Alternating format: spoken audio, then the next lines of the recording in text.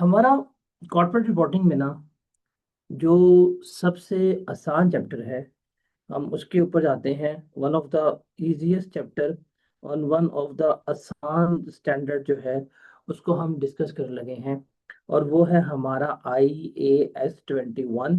इसमें हम देखेंगे फॉरेन एक्सचेंज और फॉरेन करेंसी जो ट्रांजैक्शंस होंगी वो हम यहाँ पे डिस्कस कर रहे होंगे। इसमें से पेपर में सवाल आपको लाजमी आएगा। टेस्टिंग लेवल जो है इसका 1 है, but one of the easiest standard है। जहाँ पे हम देखेंगे कि एक हमारे पास जो है वो फॉरेन करेंसी है। इस फॉरेन करेंसी में हम ट्रांजैक्शन कर रहे हैं, लेकिन हम चूंकि रहते हैं पाकिस्तान में और हमने जो ट्रांजैक्शन रिपोर्ट करनी है वो PKR में पाकिस्तानी करेंसी में क्या करनी है, हमने रिपोर्ट करनी होती है। तो ये चीज जो है वो हमने क्या करनी है यहाँ पर डिस्कस जो है वो करनी होगी। क्या करनी होगी, इसको हम यहाँ पर डिस्कस जो है वो कर रहे होंगे। अब हमें पता है, खुद जरा सोचिए, आप बैठे हुए हैं पाकिस्तान में, आपका बिजनेस जो है वो पाकिस्तान में कर रहे हैं। पाकिस्तानी अवाम जो ट्रांजैक्शंस करती है, पाकिस्तानी अवाम जो लेन देन करती है, वो किस करेंसी में करती है? वो PKR में करती है ना। अगर आप बाजार जाएं और आप उनसे पूछें कि एक बॉटल जो है वो कितने की है, वो आपको कह दे जी ये 1 USD की है। आप घूम जाएंगे, आप कहेंगे मेरे पास तो डॉलर है ही नहीं, मैं तुम्हें कहाँ से खरीदूं। हाँ, वो कहते हैं ये एक बोतल जो है ये 350 रुपए की है। तो आप क्या करेंगे, आप उसको फिर डील कर रहे होंगे। इसका मतलब चूंकि हम पाकिस्तान में बैठे हुए हैं, अभी हम पाकिस्तान के एस्पेक्ट से पढ़ रहे हैं, तो हमारी रिपोर्टिंग जो है वो किस में होनी चाहिए, रुपीज में, जो हमारी लोकल करेंसी है। सिमिलरली अगर आप बैठे होते UAE में, तो आपने किस में रिपोर्ट करना था, आपने जो दिरहम है आप उसमें रिपोर्ट कर रहे होते। अगर आप सऊदी अरब बैठे होंगे, आप किस में रिपोर्ट कर रहे होंगे, आप रियाल में रिपोर्ट कर रहे होंगे। अगर आप बैठे हुए हैं, just take an example, UK में, तो यूके में बैठ के अगर आप अपना PKR में बताएंगे जी हमने इतने PKR का प्रॉफिट कमाया है, लोगों को समझ नहीं आएगी। आप किस में रिपोर्ट करेंगे, आप रिपोर्ट करेंगे कहाँ पे, पाउंड्स में रिपोर्ट कर रहे होंगे। तो बेसिकली बेसिकली आपकी यहाँ पे एक वो करेंसी है जिसमें आप डील कर रहे हैं, उसको हम फंक्शनल करेंसी कह रहे होंगे। उसको हम देखेंगे क्या होती है। आगे जाके अभी हम इससे कुछ डेफिनेशंस वगैरह जो है उनको डिस्कस करेंगे, उनको पढ़ेंगे कि भाई क्या है और क्या नहीं है। तो एक होगी हमारे पास जिसको हम क्या कहेंगे, फंक्शनल करेंसी कह रहे होंगे। एक होगी हमारे पास जिसको हम क्या कहेंगे, प्रेजेंटेशन करेंसी जो है वो कह रहे होंगे। वो एक अलग बात है, लेकिन अभी हम क्या चीज डिस्कस कर रहे हैं, अभी हम डिस्कस कर रहे हैं कि भाई फॉरेन करेंसी जो है इसको हमने किस में कन्वर्ट करना है, पाकिस्तानी करेंसी में कन्वर्ट करना है। तो इस कन्वर्जन को हमने सीखना है। मुझे बताएं क्या इस करेंसी का रेट सेम होता है? आपका जवाब होगा नहीं, करेंसी का रेट तो सेम नहीं होता, करेंसी का रेट डिफरेंट होता है। आज फॉर एग्जांपल जो डेट है, आज की अगर मैं बात करूं और मैं बात करूं महीने बाद की, तो डॉलर का रेट जो है वो क्या होगा, डिफरेंट होगा। डेफिनेटली जो रेट है डॉलर का वो क्या होगा, डिफरेंट होगा, वो सेम थोड़ी होगा। तो रेट्स भी चेंज हो रहे हैं, तो कैसे हम ट्रांसलेट करेंगे, किस रेट के ऊपर हम ट्रांसलेट करेंगे, इसको हमने जरा यहाँ पे क्या करना है, समझना है। तो one of the easiest standard है ये, this one is easiest standard, जिसको हम क्या कर रहे हैं, यहाँ पर हम डिस्कस कर रहे होंगे। अभी हमें स्टैंडर्ड पे नहीं जाता, मैं आपकी बेसिक कंसेप्ट बिल्डिंग के लिए अब जरा कुछ टाइम आपके ऊपर लगाऊंगा। और अभी हम स्टैंडर्ड को पढ़े बगैर, स्टैंडर्ड की गाइडेंस के बगैर ना अगर कुछ चीजें देखते हैं क्या है और क्या नहीं है। हम यहाँ पे देखते हैं फॉर एग्जाम्पल, हम केस लेते हैं परचेज का। अब परचेज क्या है, एक पाकिस्तानी कंपनी है और ये पाकिस्तानी कंपनी ने इन्वेंट्री जो है वो खरीदी है फ्रॉम ऑस्ट्रेलियन सप्लायर। ये भाई साहब कहाँ बैठे हुए हैं? ये भाई साहब बैठे हुए हैं ऑस्ट्रेलिया में। आप कहाँ बैठे हुए हैं? आप बैठे हैं पाकिस्तान में। आपने इससे सामान खरीदा है, ये आपको सामान देगा और आप इसे क्या करेंगे? पेमेंट कर रहे होंगे। अब सोच के बताएं, इसको पेमेंट करोगे पीकेआर में करोगे? नहीं, आप इसको करेंगे जो ऑस्ट्रेलियन डॉलर्स हैं, आप उसमें पे कर रहे होंगे। जाहिर सी बात है ना। अब फॉर एग्जांपल हम कहते हैं कि जो सप्लायर भाई साहब हैं ये वाले, ये सप्लायर भाई साहब ने पे किया, paid on 1 December 2025 by cheque. और जो उसने अमाउंट पे की वो है जी 10,000 ऑस्ट्रेलियन डॉलर। ये इसने आपको पे कर दी इस दिन 1 दिसंबर 2025 को। जो 1 ऑस्ट्रेलियन डॉलर था वो था, जस्ट टेक एन एग्जाम्पल, 110 रुपए का। ये ट्रांजैक्शन हुई है आपकी। अब ये ट्रांजैक्शन हुई है। अब ये अकाउंटेंट बैठा हुआ है। अकाउंटेंट को कहा गया है कि यार इस ट्रांजैक्शन को रिकॉर्ड कर लो। जब वो रिकॉर्ड करेगा तो वो क्या पास करेगा? वो इसकी जर्नल एंट्री जो है वो पास करेगा। और जर्नल एंट्री क्या होगी बेसिकली? अब आपने परचेजेस की हैं तो आपका परचेजेस अकाउंट जो है वो तो होना चाहिए डेबिट। अब आपकी करेंसी क्या है? सर हमारी करेंसी रुपीज है, हमें तो यहाँ पे रुपीज में लिखना है। लेकिन पेमेंट तो आपने डॉलर्स में की हुई है, लेकिन हमें एक्सचेंज रेट भी मिला है। और जब हमने बैंक को कहा, अब सोचें, मैंने बैंक को कहा कि यार बैंक भाई इसको 10,000 डॉलर पे कर दो। बैंक ने कहा ठीक है, 10,000 डॉलर है। बैंक ने कहा भाई आज का रेट कितना है? 110 रुपये है। मैंने कहा ठीक है। तो बैंक ने चुप करके मेरे अकाउंट से कितने पैसे उड़ा दिए? 11 लाख। तो ये मेरी पेमेंट हो गई। और परचेजेस जो है वो मैंने किसके ऊपर लिख ली? 1.1 मिलियन पे लिख ली। ये हम एक ऐसी एंट्री पास करेंगे। Is it clear? इसमें कोई डाउट, इसमें कोई शक, इसमें कोई कंफ्यूजन तो नहीं किसी को भी? क्या ऐसे ही होना चाहिए?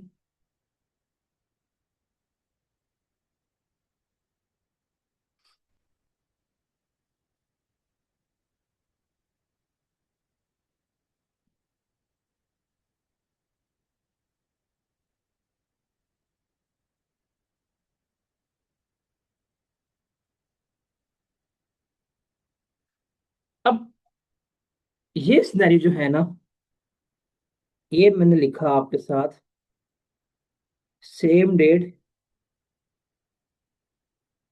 परचेज का और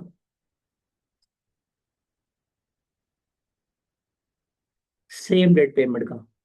जिस दिन खरीदा उस दिन ही हमने क्या किया है?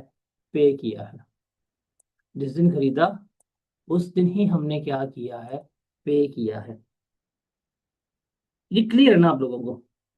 ये तो पीआरसी लेवल की एंट्री है। ऐसे ही है। अब आगे चलते हैं, इसी एग्जाम्पल को पकड़ूंगा, लेकिन अब मैं जरा कहानी को थोड़ा सा चेंज करता हूँ।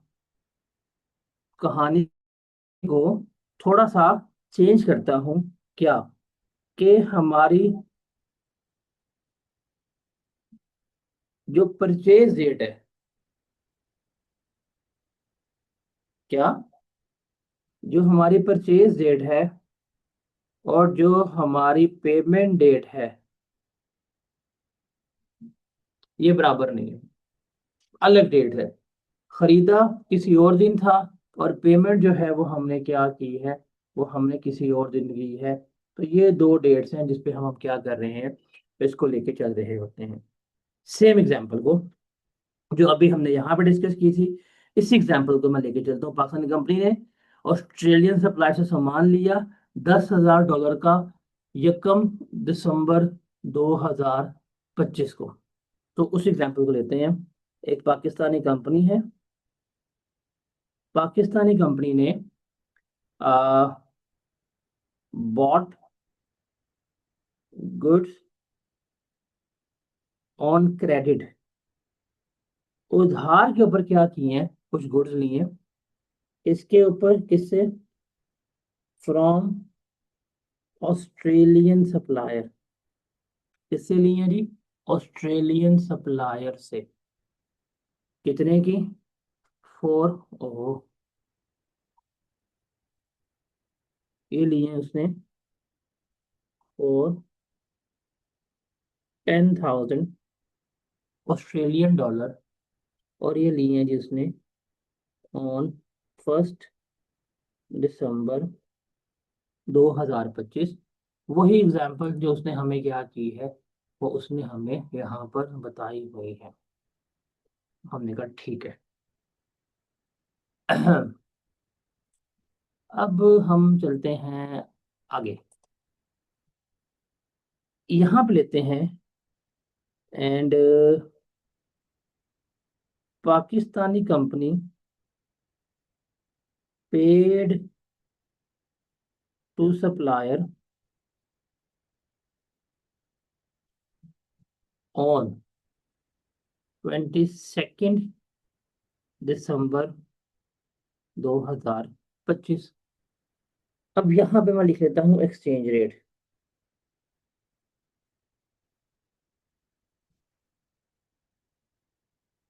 एक्सचेंज रेट हम लिखते हैं क्या, के जी एक्सचेंज रेट था ऑन 1 दिसंबर 2025 को, 1 ऑस्ट्रेलियन डॉलर जो है वो था हमारा 110 रुपये का, और ऑन 22 दिसंबर 25 को 1 ऑस्ट्रेलियन डॉलर जो है वो किसका हो गया, 112 रुपये का हो गया।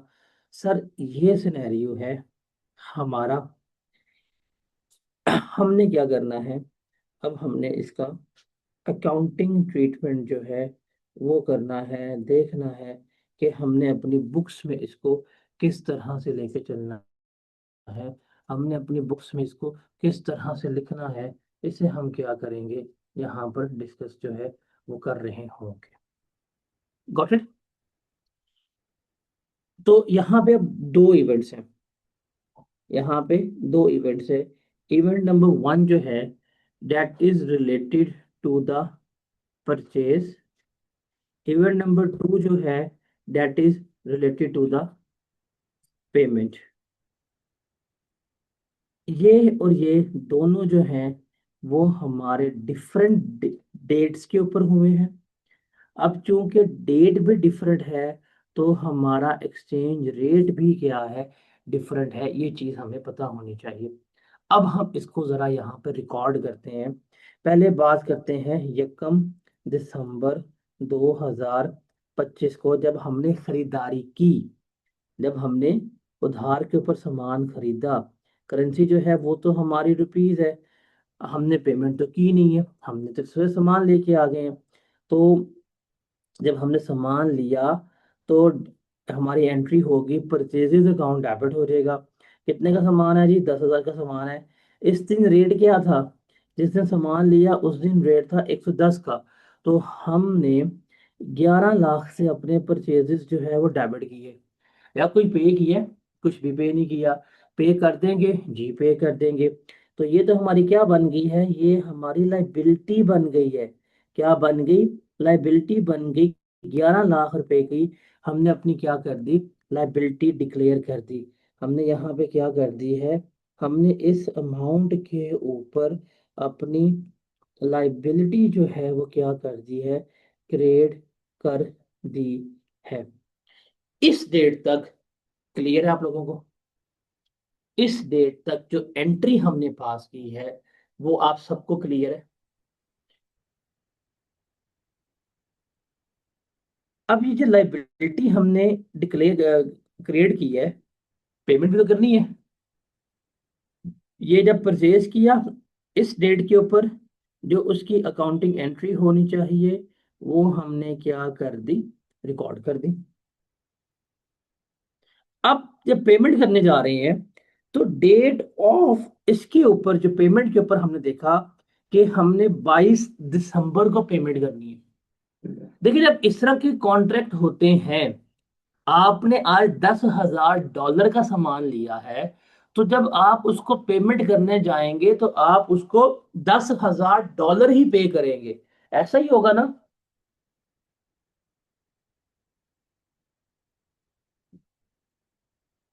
उसने क्या लेने, उसने पेमेंट जो है वो डॉलर्स में देनी है। अब आ गया जी 22 दिसंबर। अब हमारे पास आ गया 22 दिसंबर।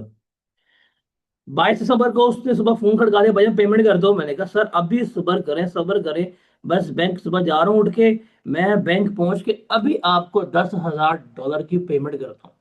मैं भागा भागा बैंक गया। मैं कहा बैंक भाई, बैंक भाई, यार वो सप्लायर बैठा है ऑस्ट्रेलियन, उसकी भी बच्चे रो रहे हैं, तो जल्दी से क्या कर दो, पेमेंट कर दो।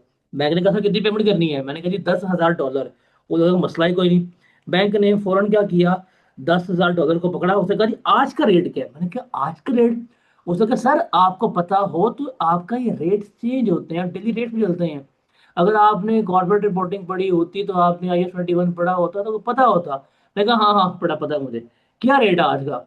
उसने कहा सर जी आज का रेट जो है वो $112 का है। मैं $10,000 की पेमेंट तो करूंगा, बट 112 के लिहाज से। मैंने कहा कर दो। उसने कर दी। जैसे ही पेमेंट की, मैंने अपने अकाउंट देखा तो मेरे अकाउंट से 11,20,000 जो है वो तो हो गए क्रेडिट। बैंक ने मेरे पैसे काट दिए। अब लाइबिलिटी थी, लाइबिलिटी खत्म करनी है। तो ये जो पेएबल क्रिएट किया हुआ था, ये हमारा पेएबल क्या हो जाएगा? ये जो हमने पेएबल वहां पे अपनी लाइबिलिटी में क्रिएट किया था, अब हम उसे क्या करेंगे, खत्म करेंगे। लेकिन लाइबिलिटी तो मेरी कितनी की थी, 11 लाख की थी। तो लाइबिलिटी तो मेरी खत्म हो जाएगी 11 लाख रुपए से। ये ले जी, 11 लाख से मेरी लाइबिलिटी डेबिट हो गई, तो बैलेंस ही नहीं हो रहा। इसका मतलब 20,000 से मुझे मजीद डेबिट करना पड़ेगा। एक्स्ट्रा अमाउंट मुझे पे करनी पड़ी है। ये एक्स्ट्रा अमाउंट किसकी वजह से पे करनी पड़ी है? एक्सचेंज रेट चेंज होने की वजह से पे करनी पड़ी है। इसको हम क्या कहेंगे? एक्सचेंज लॉस कहेंगे। और ये किसका पार्ट बनेगा? प्रॉफिट एंड लॉस अकाउंट का पार्ट बनेगा।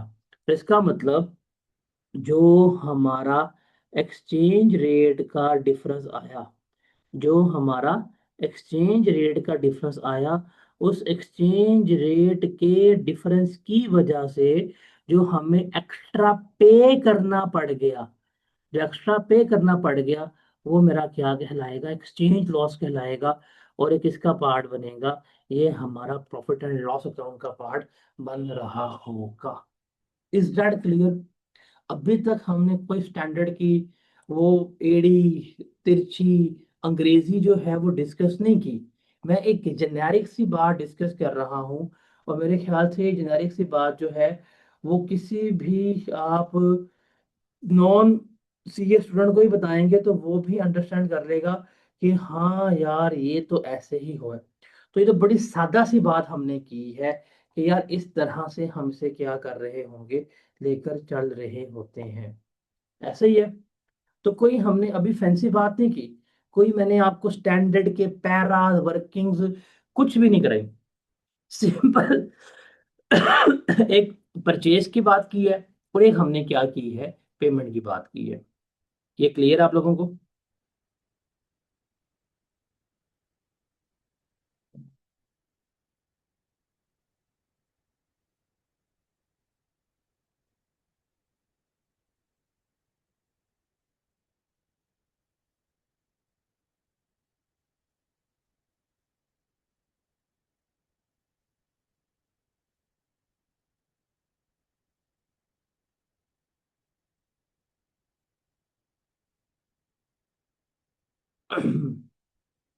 आगे चलते हैं। मैं इसी सिनेरियो को जो भी हमने डिस्कस किया है इसको मजीद कम्प्लेक्स करता हूँ। यही सेम सिनेरियो होगा, डाटा भी सेम होगा, लेकिन मैं इसको थोड़ा सा अब मजीद कम्प्लेक्स करता हूँ। और अब जो बात करूंगा ये सबसे ज्यादा डिटेल्ड बात है इस स्टैंडर्ड की, IS 21 की। वो क्या है कि आपके पास जो परचेज डेट है,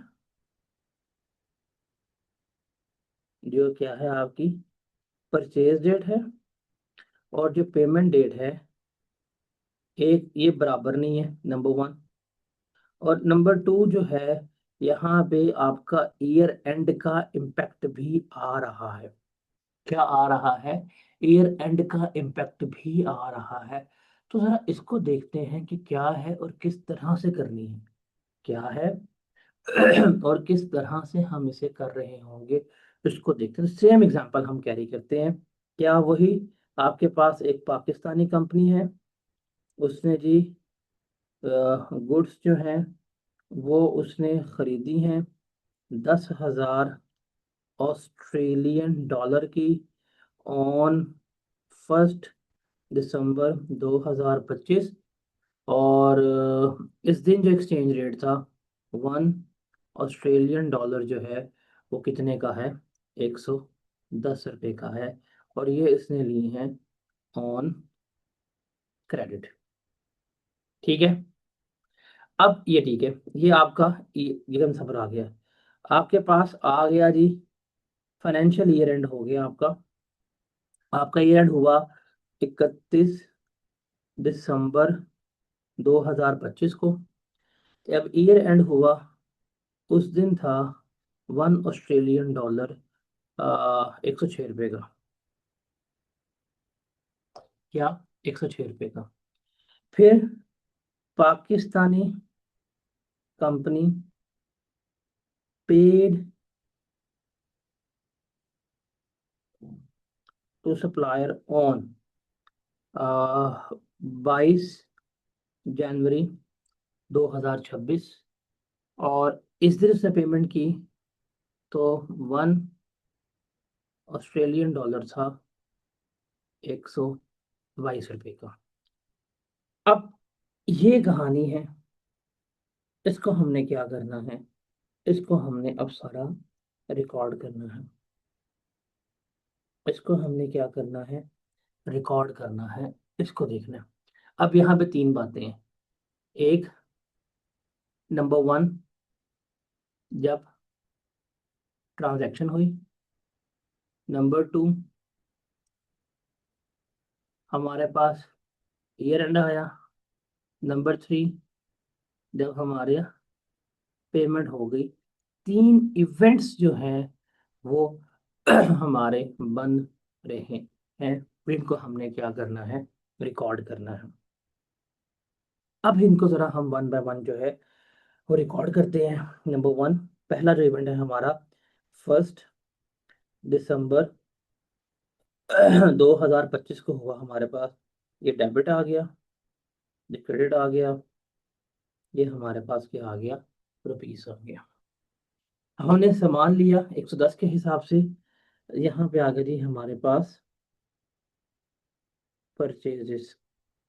तो 110 इंटू 10,000 कितने से हुआ? 1.1 मिलियन से डेबिट हो गया। उसके बाद क्योंकि हमने पे तो नहीं किया, we have created the liability. तो ये आपके पेएबल्स जो हैं वो हो गए क्रेडिट 11 लाख के। ऐसे ही होगा, ऐसे ही होगा ना। अब देखें, इस अमल को पता क्या कहते हैं? ट्रांसलेशन। ये क्या है आपका? Translation. What is the meaning of translation? इस डेट के ऊपर सिंपल मैंने क्या किया? मैंने डॉलर्स को पीकेआर में कन्वर्ट किया। मैंने क्या किया? मैंने एक बैरूनी करेंसी को, जो डॉलर है, उसको मैंने किस में लिख दिया?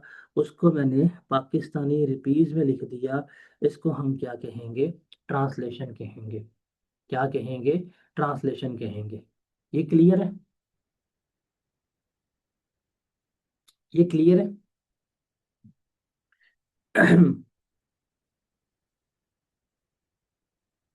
अब हम चलते हैं आगे। अब इसको जरा देखिएगा। हमारे पास है 31 दिसंबर 2025। हमारे पास क्या है, 31 December 2025। This is debit and this is credit. अगर ये लाइबिलिटी है मेरी 11 लाख रुपए की, मेरी क्या है लाइबिलिटी, 11 लाख रुपए की है। अगर मैं इस लाइबिलिटी को ईयर एंड के ऊपर भी 11 लाख की ही लिखूं, मैं इसके ऊपर ही रिकॉर्ड कर दूं, लाइबिलिटी है, पे भी नहीं हुई, पेमेंट भी फ्यूचर पे होनी है। असूल भी ये है कि जब फ्यूचर में पे की जानी है, उस दिन का जो रेट होगा उसके मुताबिक पे की जानी है, यही असूल है ना। अगर देखे ये कॉन्ट्रैक्ट होता, अगर ये कॉन्ट्रैक्ट होता मेरा कि मैंने जो सामान आज खरीदा है, जिस रेट पे खरीदा है, मैं महीने बाद पे करूं, मैं 2 महीने बाद पे करूं, मैं 3 महीने बाद पे करूं, मैं 6 महीने बाद पे करूं, मैंने इसी रेट पे पे करना है।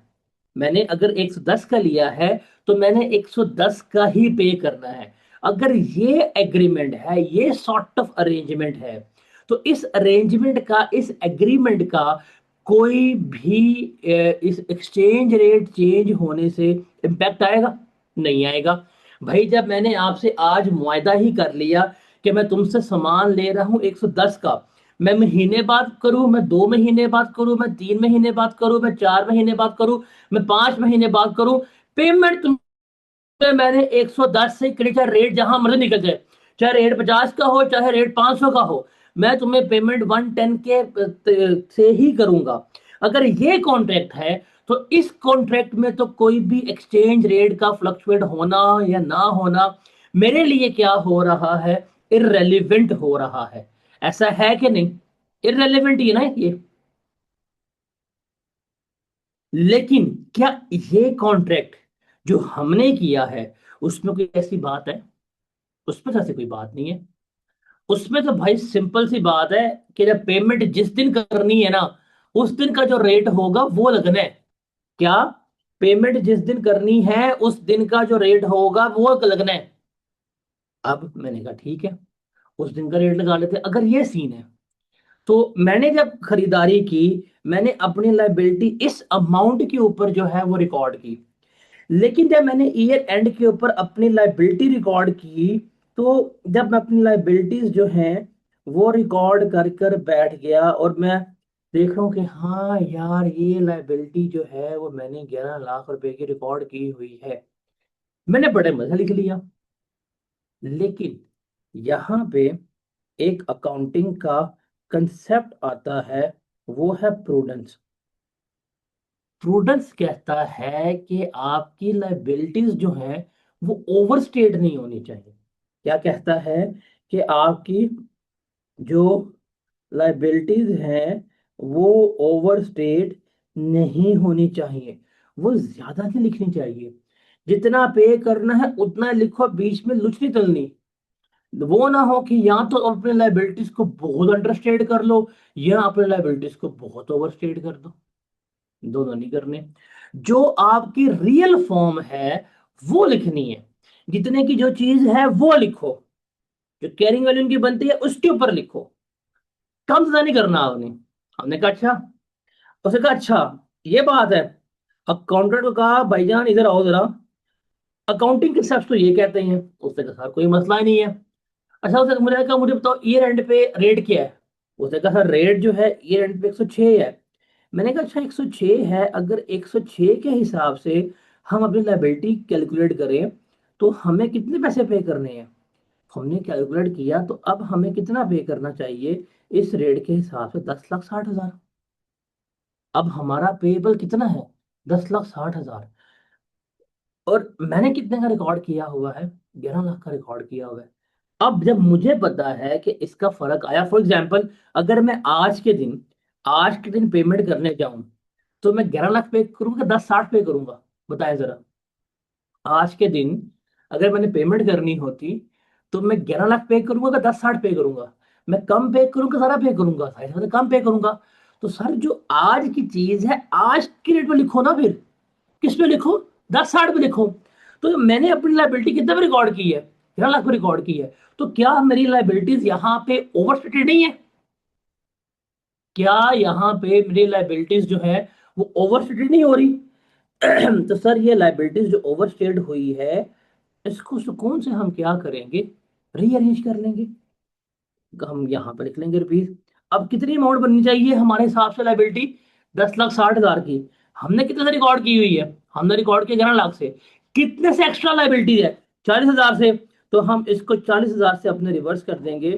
40,000 से हमारे पेएबल्स जो है वो क्या हो जाएंगे, डेबिट हो जाएंगे। अब ये लाइबिलिटी कम हुई है, पैसे मुझे कम पे करना पड़ रहे हैं। ये मेरे लिए फायदा है, गेन है कि नुकसान है? जरा बताएं जल्दी।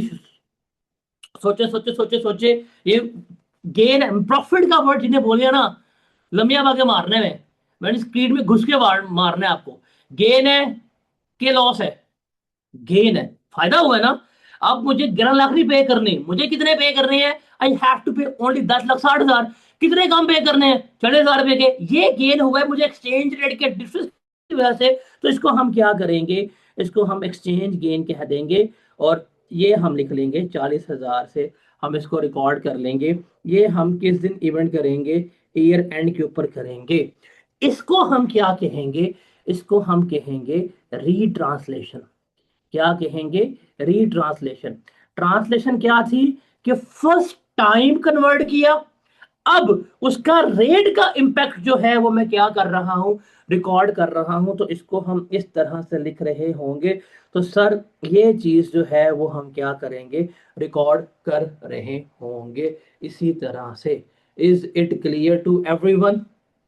तो जिस दिन इवेंट हुआ, ईयर एंड हुआ, हमने कर लिया, पेमेंट हुई है। पेमेंट अभी भी नहीं हुई। अभी भी क्या है, अभी भी इवन एट दैट टाइम भी हमारी लाइबिलिटी जो है वो है, वो बनी हुई है। स्टिल अभी हमने पे करना है।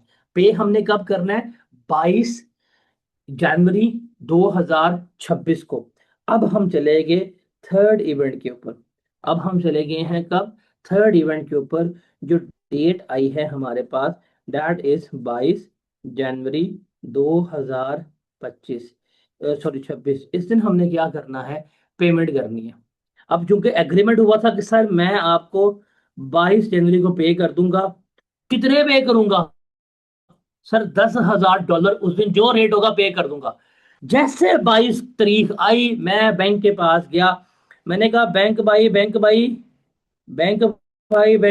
10,000 डॉलर की पेमेंट कर दो। बैंक ने कहा 10,000 डॉलर की पेमेंट कर दी जाए, रेट लेकिन आज का लगना है।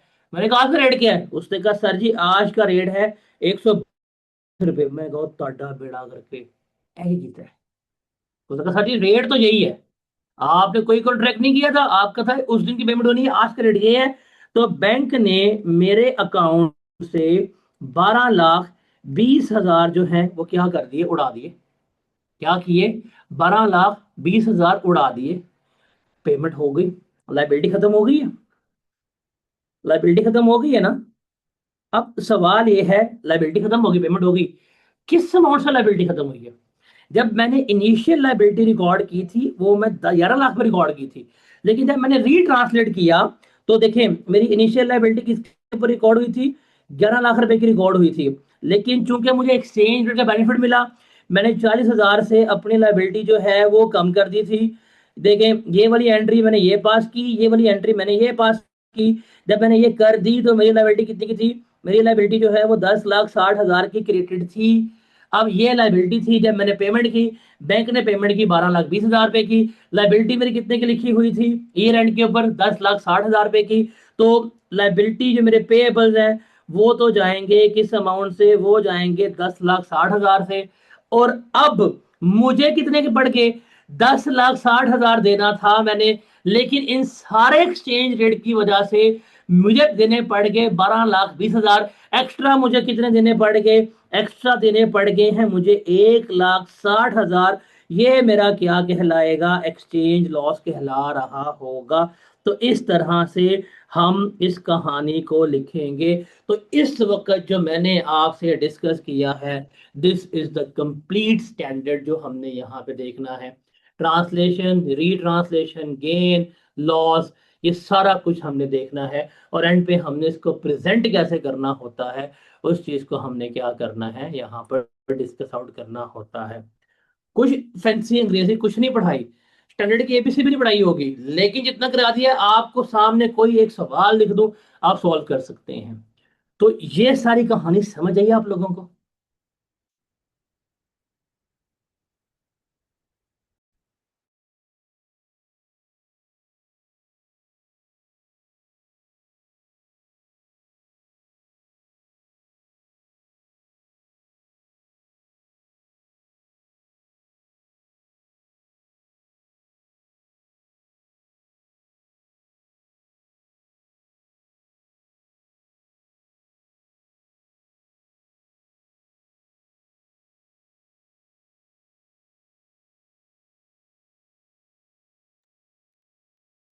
हाँ भी दोस्तों, समझ आई?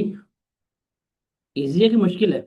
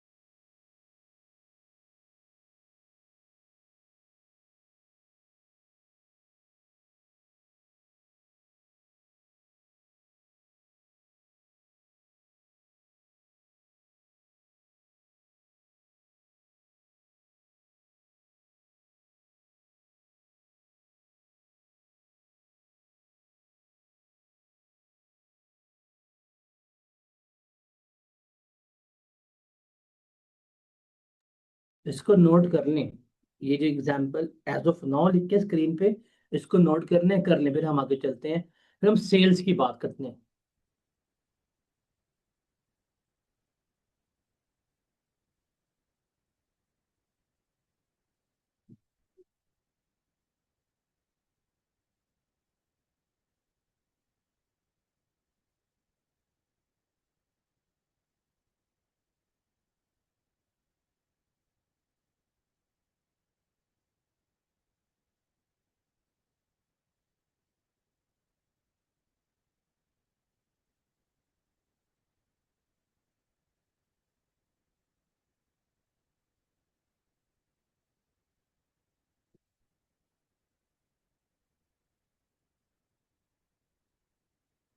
हम्म।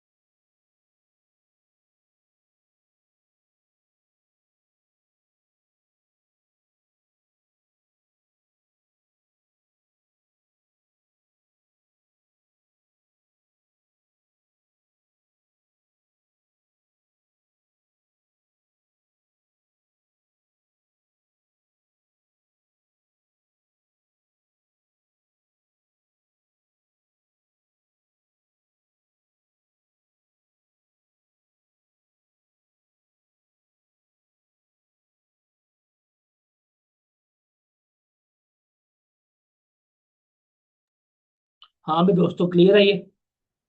अब जरा आगे चलें।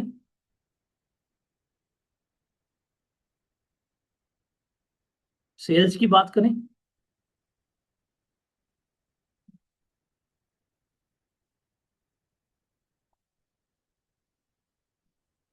तो थोड़ा बीच में एक्टिव हुआ करें, वामुन्नास, वामुन्नास एक्टिव हुआ करें।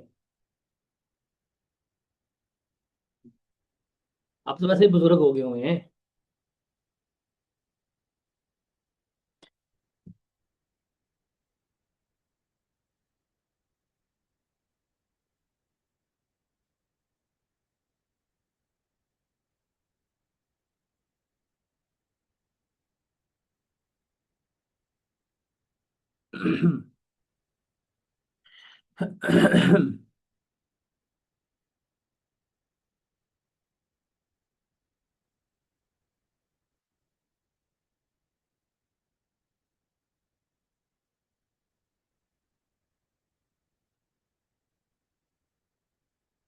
चले जी, अब इसी को कंटिन्यू करते हुए ना मैं जरा आपसे बात करता हूँ सेल्स की।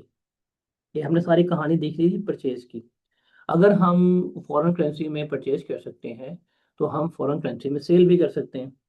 तो हम जरा यहाँ पे आते हैं सेल पे। सेल की बात करते हैं। फॉर एग्जांपल, एक हमारे पास है पाकिस्तानी कंपनी और इसने कहा है जी सेल गुड्स तो तुर्की है, तुर्की में सामान बेचा ऑन 1 जुलाई 2024। कितने का? फॉर 20,000 लीरा, 20,000 लीरा के लिए। और इसने कहा है जी received amount on same date. उस दिन उसने क्या किया? अमाउंट ले ली। अब यहाँ पे 1 लीरा इस दिन था फॉर एग्जाम्पल 8.51 का, 8.51 PKR का। हमने सेल्स रिकॉर्ड करनी है। हम सेल्स रिकॉर्ड कर लेंगे 1 जुलाई 2024 को। ये डेबिट हो गया, ये हो गया हमारे पास क्रेडिट। बैंक में पैसे कितने आएंगे मेरे? बैंक में पैसे आएंगे 20,000 इंटू 8.51 से मल्टीप्लाई करेंगे, ये बनेगा 170,200। और सेल्स भी मेरी इसी अमाउंट पर रिकॉर्ड होंगी, डैट इज 170,200। इस तरह से हम अपनी सेल्स को रिकॉर्ड करेंगे। क्लियर है ये? जी जनाब बताएं।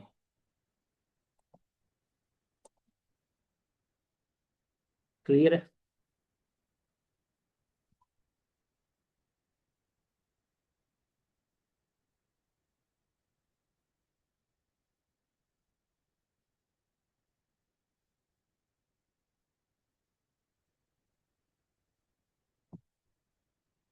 क्लियर है ये? अब मैं जरा इस पे भी वो सिनेरियोज लेके आता हूँ। कौन से? कंपनी पाकिस्तानी है,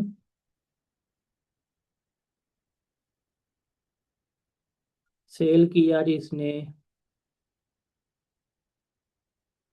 तुर्की ऑन 1 जुलाई 2024 फॉर 20,000 लीरा। ठीक है। अब ऑन क्रेडिट लिख लेते हैं। Payment received on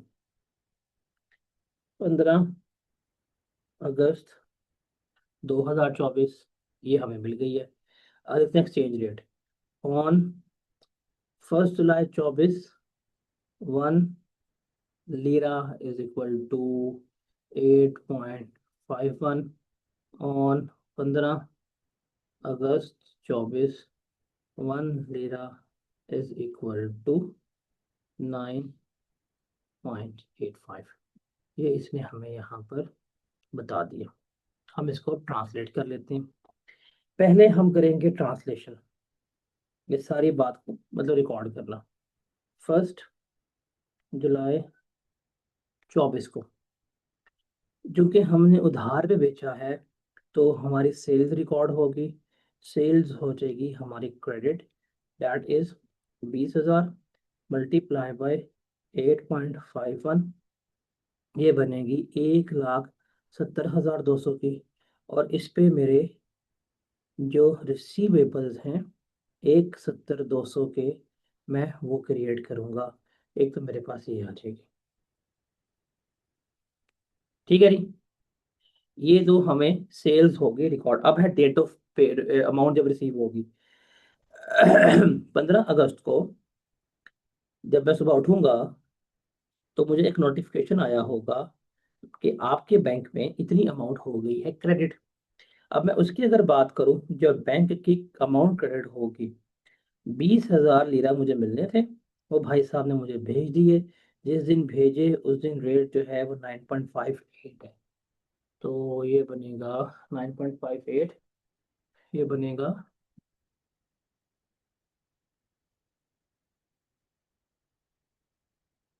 9.58 multiply by 20,000, 191,600, 191,600 ये आ जाएगा बैंक। मैंने कहा ठीक है। रिसीवेबल्स अब नहीं रहे, ये खत्म हो जाएंगे। अच्छा अब देखें, रिसीवेबल्स जाएंगे 170 200 के। अब आप खुद सोचो, लेना था 1,70,200, मिला है 1,91,600। लेने कितने थे? 170 200। 170 200 में से, इसमें से हमने लेस किया 1,91,600। तो कितना गेन हुआ, फायदा और नुकसान हुआ? सर ये गेन हुआ है। ये गेन कितना हुआ? 21,400 का हमें एक्सचेंज गेन आया। इस तरह से हमने इसको रिकॉर्ड करना होता है। Got it?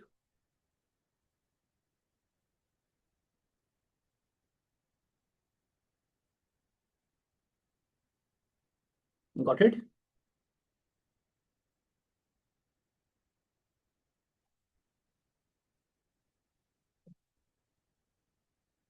अब आखिरी बात है, जरा वो भी डिस्कस कर लेते हैं फिर। बिफोर एनी, वो जो है हमारा स्टैंडर्ड डिस्कस नहीं किया। स्टैंडर्ड डिस्कस अभी बिल्कुल भी नहीं किया हमने। लेकिन बिफोर डिस्कसिंग स्टैंडर्ड, हमने इतनी चीज़ें डिस्कस आउट कर ली हैं कि हम इसको यहाँ पर अब लेके चल सकते हैं। तो अगर हम इसको देखें, तो अब थोड़ा सा हम ना रियलिस्टिक एग्जाम्पल लेते हैं। इस एग्जाम्पल को लिखते हैं और थोड़ी सी रियलिस्टिक अप्रोच पे जाते हैं। थोड़ा सा ना रियल डाटा उठाते हैं गूगल से। तो यहाँ पे हम खोल लेते हैं अपना गूगल भैया। यहाँ पे हम लिखते हैं लीरा टू PKR।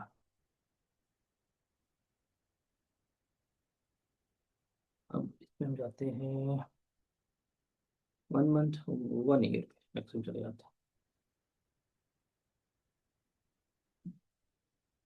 चलिए।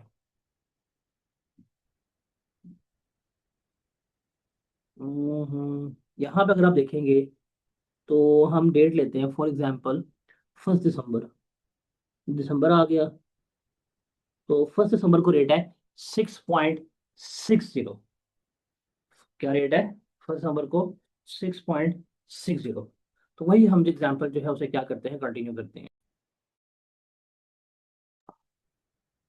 हम उस एग्जाम्पल को जो भी हम लेके चल रहे थे उसको देखते हैं। क्या जी, पाकिस्तानी कंपनी ने, जो हम बात कर रहे थे, उसने सेल की है 20,000 लीरा की गुड्स। 1 दिसंबर को जब उसने सेल की, 2025 को, उस दिन जो है 1 लीरा, वो अभी हमने रेट कितना आया था? अच्छा जी, 6.60। उस दिन था रेट 6.60। ठीक है जी। अब है जी, customer pays on 20 February 2026। Customer ने पे किया 20 फरवरी 2026। हम आ जाते हैं 20 फरवरी, ये ले जी।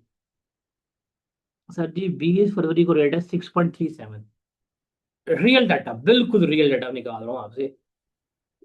1 लीरा जो है PKR का, वो है 6.37। अब ईयर चेंज हो रहा है, ईयर एंड आ रहा है। अब हम लिख लेते हैं जी ऑन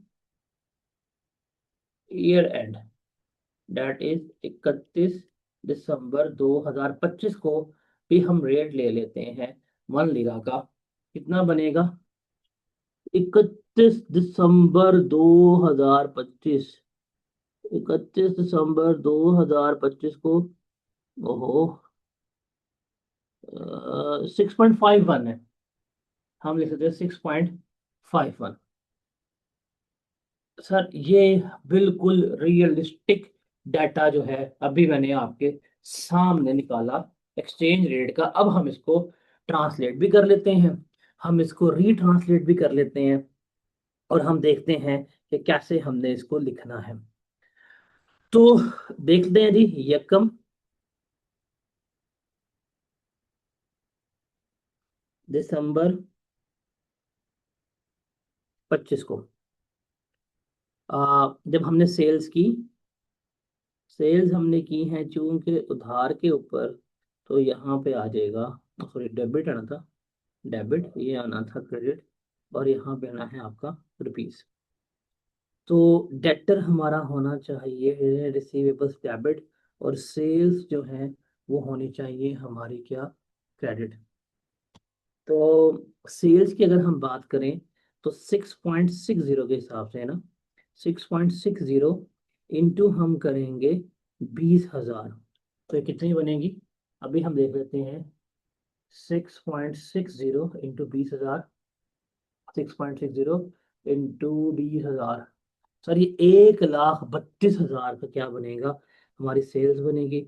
सेल्स हो जाएंगी 1,32 से क्रेडिट, डेटर्स जो है वो हो जाएंगे 1,32 से हमारी क्या हो जाएंगे, डेबिट हो जाएंगे। क्या हो जाएंगे? डेबिट जो है वो हो जाएंगे। ऐसा ही है, ये है आपकी, इसको हम कहते हैं इनिशियल मेजरमेंट, कि इनिशियली आप किस पे रिकॉर्ड करेंगे, जिस अमाउंट पे रिकॉर्ड करेंगे वो हमने यहाँ पे लिख दिया। क्या लिख दिया? लिख दिया। इसको हम स्पॉट रेट भी कहेंगे, आगे जाके हम एग्जांपल डेफिनेशन पढ़ेंगे। ये है हमारे लिए स्पॉट रेट, उस दिन का रेट क्या, ये हमारे पास क्या है, स्पॉट रेट, उस दिन का रेट क्या है जिस दिन ट्रांजेक्शन हो गया। अब आ जाएगा हमारे पास 31 दिसंबर, 31 दिसंबर को हम जो रेट लेंगे, इसके लिए वर्ड आगे जाकर डेफिनेशन में पढ़ाऊंगी, सॉरी ये है, एक डेफिनेशन में पढ़ाऊंगा, इसको हम कहेंगे क्लोजिंग रेट। क्या कहेंगे? क्लोजिंग रेट जो है वो कह रहे होंगे। मैंने अपने डेटर लिखे हैं 1,32,000 के, लेकिन अब मेरा रेट है 6.51, तो इसके हिसाब से अगर मैं मल्टीप्लाई करूं तो मेरे डेटर्स कितने के होने चाहिए, जरा कर लें। 6.51 इंटू 20,000, क्या आएगा? 6.51 इंटू 20,000, 1,30,200 के। सर इस क्लोज स्पॉट रेट पे लिखा था मैंने, स्पॉट रेट क्या होता है आगे जाकर डेफिनेट पढ़ाऊंगा, बट अभी इस एग्जांपल से तुम्हें समझ लग जाएगी कि जब हम ट्रांजैक्शन जिस दिन की थी उस दिन का रेट स्पॉट रेट है, कितने का था, 1,32 का। ईयर एंड हुआ, क्लोजिंग रेट पे गए, तो अब हमारे पास कितने खर्च हुए, 1,30 के। तो मैंने कितने के लिखे हुए हैं, 1,32 के, कितने के होने चाहिए, 1,30 के। तो मैंने ओवरस्टेट की है। प्रोडक्ट्स का सेट कहता है assets can not be overstated, आप डेटर्स को एक्स्ट्रा नहीं लिख सकते, तो इसको वापस जो इसकी औकात है उसके ऊपर लेकर आओ।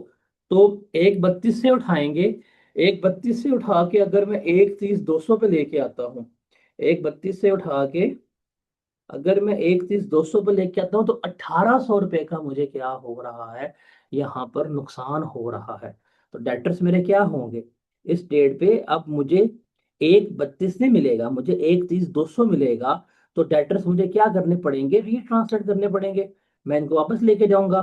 तो डेटर्स मेरे कम हो जाएंगे, किस अमाउंट से, 1,800 से ये कम हो जाएंगे, और ये मेरे पास आ जाएगा, दैट इज एक्सचेंज लॉस। ये किससे रिकॉर्ड हो जाएगा, 1,800 के ऊपर, ईयर एंड के ऊपर हमारी ये ट्रांजैक्शन जो है वो क्या होगी, हो रही होगी। Is it clear? अब हमारे पास आ गया जो आपका जब आपकी डेट ऑफ पेमेंट है वो हुई है 20 फरवरी को, जब लीरा कितने का, 6.37। अब इस दिन मुझे बैंक में मिलने हैं 6.37 रुपीज। 6.37 के हिसाब से अगर मैं 20,000 को मल्टीप्लाई करूं तो मुझे कितने अमाउंट मिलेगी बैंक में? 6.37, 6.37 इंटू 20,000। मुझे बैंक में आना है 1,27,400। मुझे 20 फरवरी को जो पैसे मिल रहे हैं बैंक में वो मिलने हैं 1,27,400। डेटर्स मैंने लिखे हुए थे रिसीवेबल्स, जो मेरे डेटर्स थे बेसिकली वो कितने के थे? 1,30,200 के। कितना लॉस हुआ? 1,30,200 का। तो ये आ गया जी 2,800 रुपये का। ये हमने क्या लिखा? एक्सचेंज लॉस लिख लिया है। तो देखें, इनिशियल रिकॉर्ड हुआ, ये ईयर एंड के ऊपर हमने इसको रिट्रांसलेट किया, और अब यहाँ पे जो हमारा डेट ऑफ पेमेंट पे जो गेन या लॉस हुआ हमने उसको रिकॉर्ड कर लिया। तो इस पूरे स्टैंडर्ड में हमने सारा कुछ जो है वो इस तरह से ही रिकॉर्ड करना है, इस तरह से ही सारा हमने लिखना होता है। ये सारी चीज़ें जो है वो हमने सीखनी है। तो before getting any definition, any discussion, anything like that, जो हमने डिस्कशन कर ली है, यू कैन से दैट कि मैं without discussing anything I can solve any past paper of from this standard very easily, very clearly. Got it?